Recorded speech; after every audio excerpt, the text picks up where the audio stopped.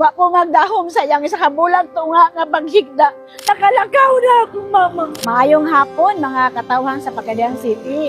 Ako si Marivic Amaba Kalingbo, taga Purok 1A, Bakungan, Magsaysay, Davao del Sur.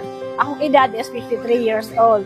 Ang akong itistimony karon sa akong mama nga nahitabo atong December 7, 2024. Na-admit ako mama sa Bansalan Hospital tungod kay na-stroke siya, nabunal sa mong CR, nabundak ang iyang ulo, 240 ang iyang BP. Pagka-admit niya, kumatos siya for 7 days. Hanto December 18 uli sa balay. Then, nagpabilin siya nga kumatos, tulog lang siya.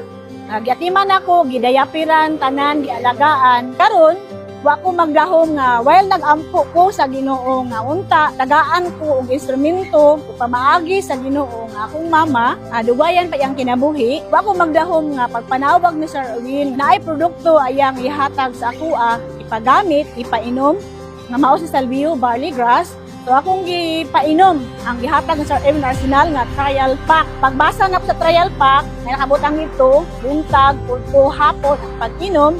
Akong gibuhat every 2 hours ang pagpainom sa akong mama.